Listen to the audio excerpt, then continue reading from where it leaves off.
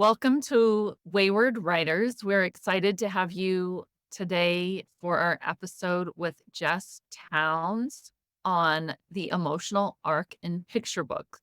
I'm Heather Cashman. I'm Stephanie Bearce. And I'm Nicki Jacobsmeyer. Welcome. We are so thrilled to have author Jess Townes with us. She is not only a children's author, but a bookseller at Main Street Books in St. Charles, Missouri. A longtime storyteller, Jess has worked in public education, nonprofit development, birth and lactation services, as a freelance writer, as an actress. But her favorite part of any job is the connection she builds with other people. She believes that there is no better place for those connections than through our stories. And it is my honor and pleasure to welcome Jess, a dear friend and critique partner. Welcome. Thank you so much for having me. Absolutely. We are super jazzed to talk to you about your body of work and just your journey. If you guys aren't familiar with her several picture books, her debut was Spellbound.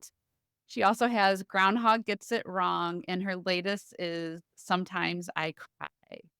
So, Jess, where did you learn how to craft these amazing picture books that we get off the shelf?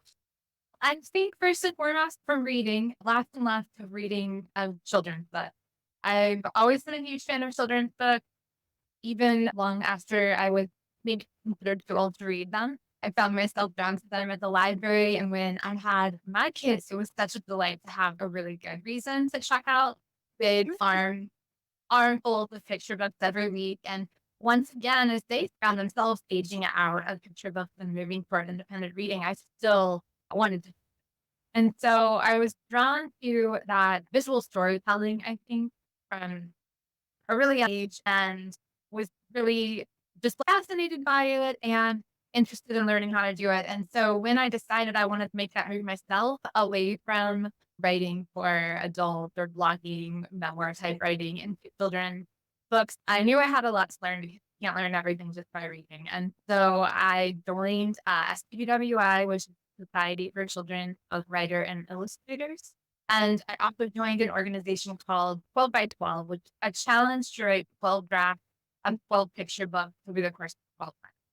And between those two organizations, I really got an education in the craft of picture book writing and in how to navigate an industry that is a little bit unknown, especially nowadays with the internet. You can get a lot of not so great information about how to write a children's book and how to get a children's book published. And I think even more so with the advent of AI, we're going to continue to see challenges in that arena of finding good quality information. And so I would highly recommend that those organizations, as well as others, including what y'all are doing here at Wayward Writers, in order to find like accurate and up-to-date information on both the industry and the craft.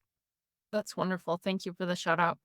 So, one thing that I encounter a lot in picture books in my queries, even with my own clients, I find that there are a lot of different topics that people put into picture books.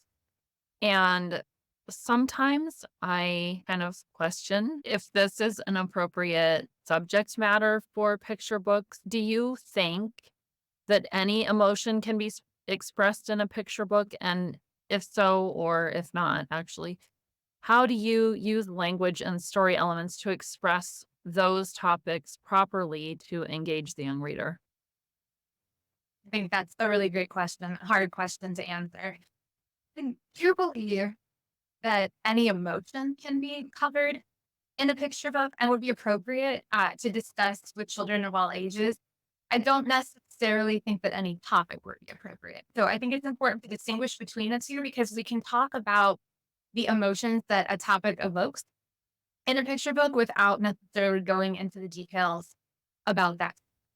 For example, I brought props. This Right. is a picture, one of my absolute favorite picture books. It's called After. If you're listening, it's called After the Fall. It's written and illustrated by Dan Fanning. This is a great, in my opinion, example of a social emotional picture book. It's the story on the surface. It's the story of Humpty Dumpty that we all know. He falls off the wall and then he has to get back up again.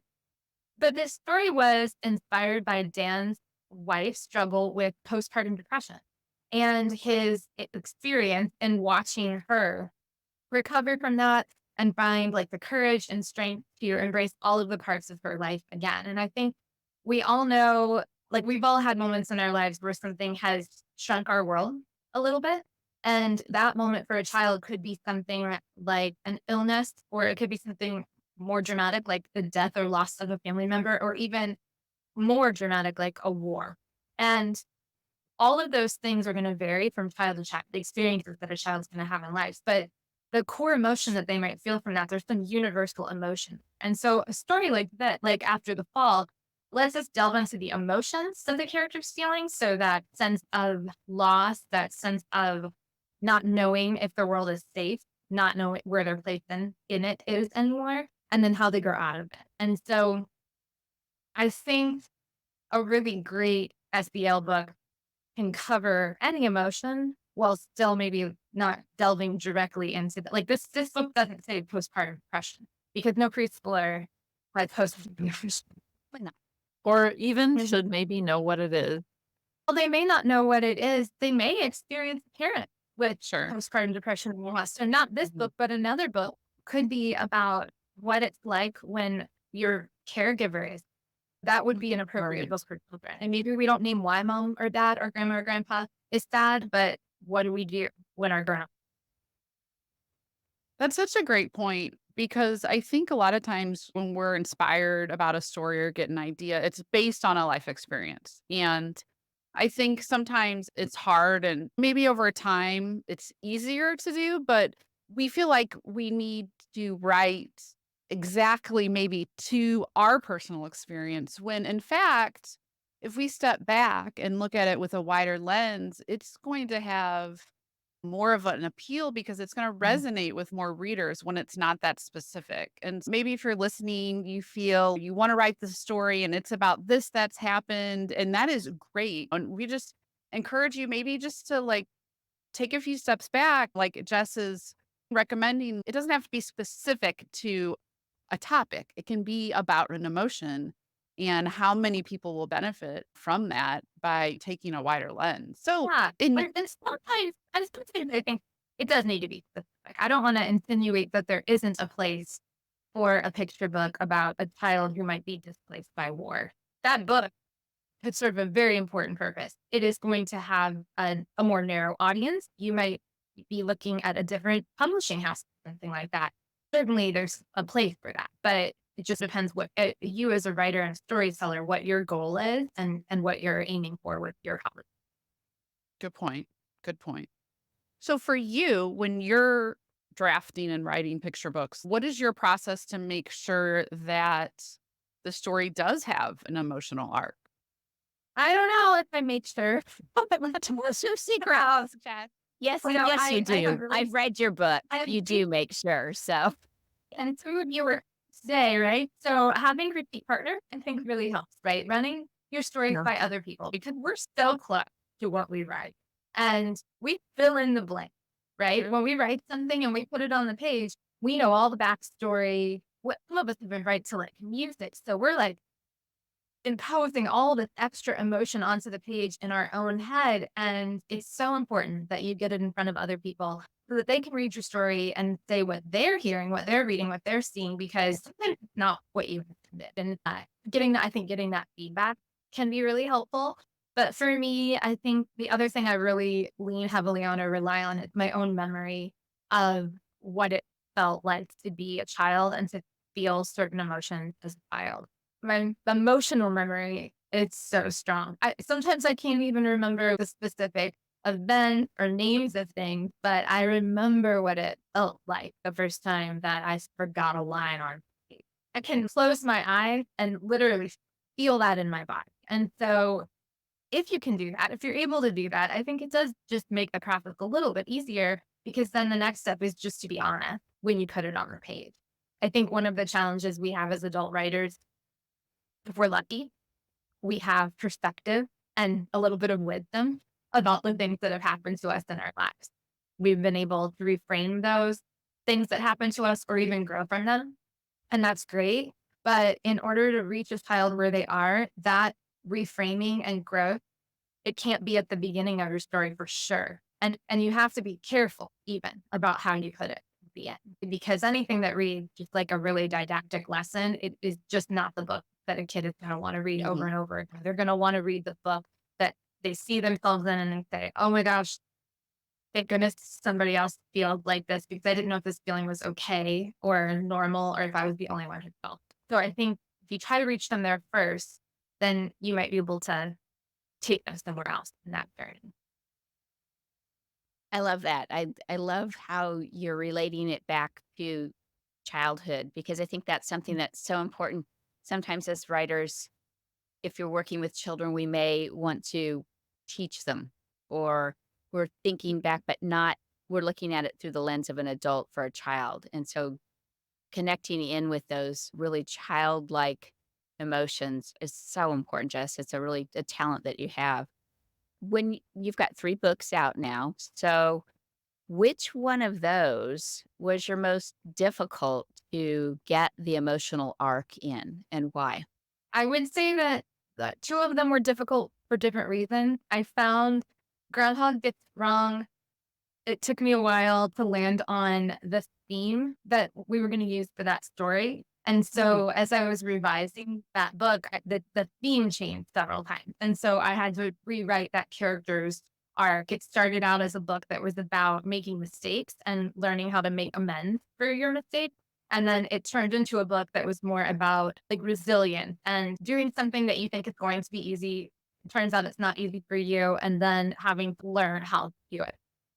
It's the same story with same characters, same setting, but like a completely different emotional arc. And so that was challenging because I had to just take that character and put him through different scenarios. But I do think it helped me grow as a writer. And it would be an exercise I would recommend for anybody that's stuck on a picture book and can't quite figure out what they're doing with it. And then sometimes I cry was challenging because it doesn't follow a traditional character arc. So we do have a main character, but it's not like a plot book. It's a more Mhm. conceptual book. And so that one was a little bit challenging because we had all these different emotional vignettes and we wanted to make sure we weren't like sticking all the sad parts all together and like trying to have kind of a flow of what life looks like, how there are hard moments and there are funny moments and there are moments that are both. And that one was a little bit challenging, just like making the choice. I had a great editor help guide that process, Janine O'Malley at FSB. Ah, that's wonderful. It's so amazing what can happen when the writer and editor get together to produce magic, isn't it? Yeah, yes, I've been really fortunate with all of my editors, so huge shout out to them. I can't imagine doing this without an editor. And I will say one thing that is great about your books, and I don't think you get with all picture books, is as an adult reading it with a child, I personally like, I'm feeling too. And I'm all of a sudden like forgetting that I'm with this little person reading or that little person's reading with me. And I think that's just like an added bonus that that we as adults get lost in your stories and we're on the ride too. And it's an emotional arc. So anyway, snaps to you on that. That's amazing. So nice. Here. I really believe picture books are for all. So that's a Yes. pretty high compliment. No, it absolutely Okay. is. I read them to my teenagers all the time, so I Oh, yeah. just I love it, and I sometimes they're like, but I think deep down that they enjoy it too. And I think that you are reading to that small child when you are having these experiences together, it connects you, right? Like it's a bond that It connects does. you because you as an adult are brought back into that world and that mindset and that time when you were that Mhm. child. And I think it's good for all of us to remember that feeling and the way that it was because I think a lot of times when I think books get too didactic is when adults, they look back and think that they were something that they weren't. Like, I think adults have this tendency to look back on themselves as like better children than they actually were, or children who like had it all under control or understood things that they really didn't at the time. And I think memory is not fact, right? Memory is an No. interpretation of the past. And so I think that picture books are really what stir that emotion in us. And it's a beautiful way for us to put ourselves back in that spot. So It's a really great other because I do think that this can be even harder for parents than writers who are not parents. And I think if you look at like some of the, in my opinion, some of the best older children's stuff, Where the Wild Things Are, I don't think Maurice Sendak had kids. And I think there's a number of like, picture book and children authors who didn't have children of their own and they just seem to really get it. And I think something happens to us when we become parents that is critical so that you can raise children and help them become functioning adults in the world. But yeah, like it's just a little harder to remember that is a whole human being that is completely separate from you, even though you brought that human being into the world. And one of the ways that I try to remember that is to think about how I felt as a child as a whole human being separate from my own parents. And so that's something that I bring to my parenting, and then I also try to bring it. and that goes into middle grade and YA as well. So, in talking about all of those things about becoming like a child or remembering what it's like to be a child, how do you suggest dealing with topics that are very difficult for small children, but still relevant to these people who are whole people? Good question. I think my first piece of advice would be really be honest with yourself about if that topic is for you to be talking about. Is it something that you have experience with? Is it something you experienced as a child? Is it something that's happening in your home, your family, your culture?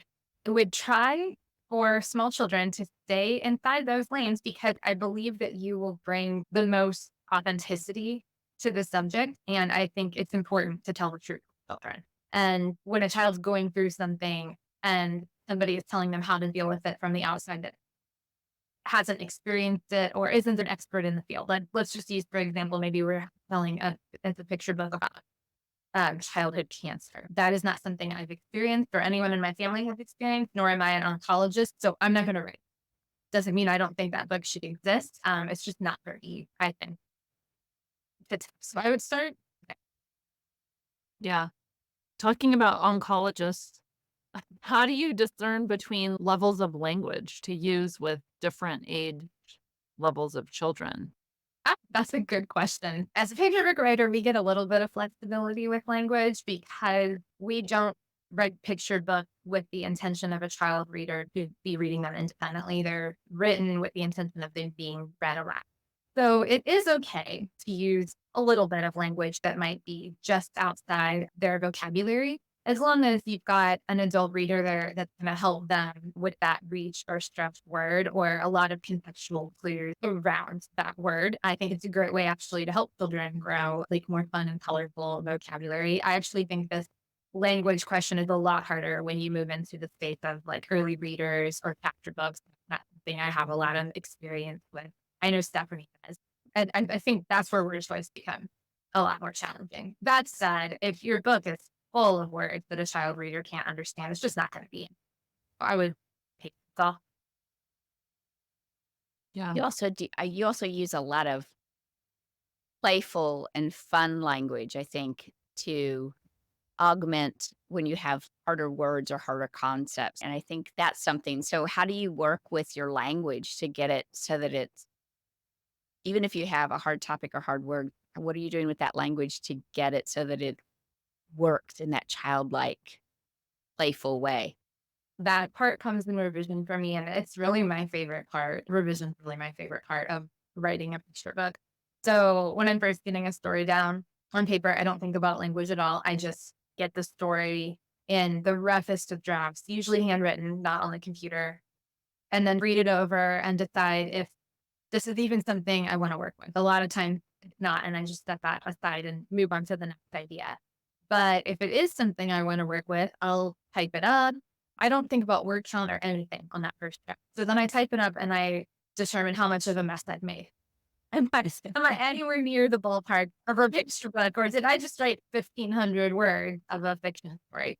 Once I see where I'm at, then I usually start like a word list. So, for instance, with Spellbound, because I knew the book was going to be about magic, I just pick out a piece of paper and brainstorm as many magical sounding or related words I could think of. I Googled magical words and just made a huge list of them so that as I was revising the story, I could refer to that list and see if I could play with any of those words. So, for instance, I don't remember the first draft, but when there's a moment where she's impressing her parents with all of her magical shenanigans. And so I probably wrote something like, Dad was impressed by Willow's magic tricks, like something really basic like that. And so then when I went to revise, I knew I wanted that little section to be alliterative. So I know I want Dad to do something with a D and Mom with an M. So then I would refer to my magic list and I had dazzling. So like Dad was dazzled by her daring transformation. So like just trying to find that fun play with words, but that does not come in a first. That is a later for me. And maybe it does for some people, but for me, that is a revision. I think that's part of what makes the language so delightful in picture books Yeah. is how the authors like you play with it and just make it sparkle. So, so back to talking about your picture books and theme and the emotional arcs of that. Um, is there ever anything that you considered maybe it's inappropriate? You talked about that maybe not appropriate for you to write. Is there topics that are too old, too hard for picture book readers? Are there emotions that you don't broach in picture books? There, there might be. Sure that one is coming, an emotion coming to mind right now that I might not broach and pick. But surely topics. There are certainly topics that are probably not right for the picture book market. I'm sure Heather, as an agent, you have occasionally come across topics that you were like, this is, I'm going to probably have to tackle this because it's just not in the right format. I think having an understanding of child development can help with this. I once saw a Yeah. workshop put on by Sarah Pennypacker, and she just did this fantastic job of like talking about how just like a very basic understanding of child development and what is happening at each age and stage can really help guide your character development, your plot development, and I would say your emotional arc as well, because maybe someone's putting something into a picture book that developmentally a child isn't even there yet. Like Mm, you could have a household with 3 kids, one in elementary school, one in middle, one in high school. They can all be facing the very same difficult situation at home, but how they internalize it and process it is going to be different. So I think the absolutely. distinction for picture books isn't so much the topic, it's how we approach it.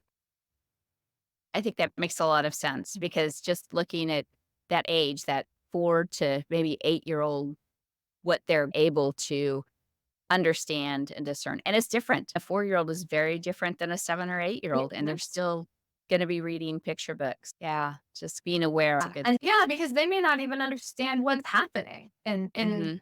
the family that is this challenging dynamic that's going on in their house. They're internalizing it totally differently than the middle schooler who is just learning about their place in the world outside their family structure Mhm. versus a teenager who is trying to fully identify themselves as an individual. And I think it's just a matter of your entry point and Kids at that really young age, they change so fast that I think you really do need to be aware Mhm. of not just the child in your family, but across generally across cultures or across age categories, whatever, where are most children on a certain developmental level, right? Mhm. Because I think that kids were very smart because I think I read to them a lot. I read to them and I was the child of a teacher. And so I had all of these teaching things just ingrained in me that I think I automatically taught my kids. And so looking at my kids, something that would have fit my kid is not going to fit intellectually, maybe some other kids. And there's going to be also, I think you need to consider children in different lights. Like intellectual life, like emotional maturity. There are these different kind of layers also that need to be considered as well. One Yeah, thing that put on my book hat here for a minute.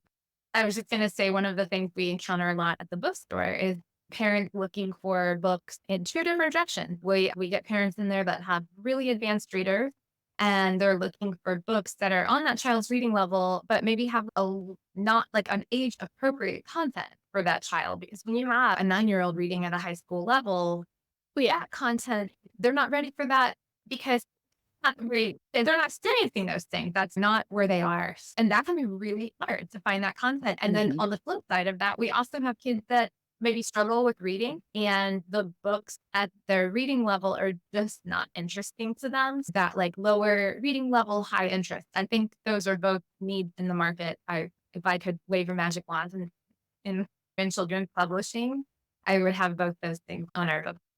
Evidence of the fact I that agree. yes, we're different. Yeah.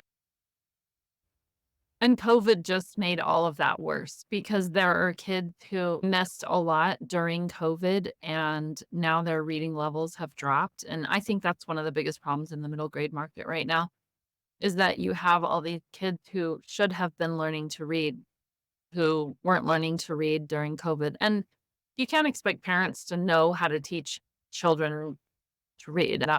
I think that's an art that is now specialized in teachers today. Mhm. And yeah, It's an complicated. issue. Yeah, It's it is complicated. It's an complicated. issue Yeah. that the industry is definitely facing right now. Yeah, and it's hard, but And then these kids that want to read but don't have content, then the decision is, I guess I'm not reading, right? Because I yes. can't find anything. And that's not Sometimes. what we want. And we're seeing kids now dropping out in the 3rd and 4th grade level. It used to be like more in the 7th and 8th grade level, kids would drop out and stop reading for fun. Now Mhm. it's backed up to like 3rd and 4th grade that kids are Oh, dropping out reading for fun. So yeah, it's I heard. definitely something that's happening. It's a hard issue right now. Yeah. There is. Okay, let's talk about something more fun. So, how do you juxtapose things that are funny or silly with other more serious emotions? Um, I think that's just how I live my life. I think that's sometimes just how life is. Like you can be going through something really difficult and then find yourself like laughing. Have you ever seen somebody laugh at a funeral? And it's Yeah. because our lives aren't ever one emotion. They're always like one thing layered on top of the other. And so I think it's important to show it more honest, maybe. And then I also just think it's important to bring levity to hard topics for kids because I think it's just a more enjoyable way for them to approach a story is Yeah. it's not just going to be like heavy all the way through. I think that's so valuable to be able to understand that we're not one emotion. Even at a funeral, even at something very happy, there are other currents of emotion flowing through at the same time. And that's something really hard for kids to understand because they don't have that life experience. So being able to put those layers in your picture book is really wonderful and helpful for the kid. To just know it's okay if they're feeling more than one thing at the same time. But that's Yeah. normal thing to be feeling. And I also just want to add that I do think this is something that the illustrators play a large role in. I'm not an illustrator, but I feel like illustrators do such a beautiful job at weaving in those layers. Like sometimes that funny moment is coming from a little Easter egg in the story, or sometimes there's a poignant moment in an illustration that juxtaposes the funny thing happening on the page, and that's a really clever illustrator. Wow.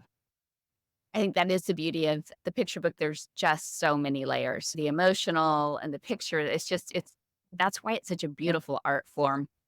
So going forward, if you got people out there who want to write a beautiful emotional picture book, what advice do you have for picture book creators? Are there things they can study? Do you have certain books you recommend? Yes, and this is for not just picture books, but novelists as well. I really like the emotional thesaurus. and I'm forgetting the author's name, but I know you've had her on your podcast. I think think. that's such a fantastic resource for I use it all the time for just like extra word choices on how to embody emotion in your characters rather than just so that you can do a little bit more showing rather than telling. Read broadly, get yourself a critique group. Oh, you know what? Actually, a couple other things.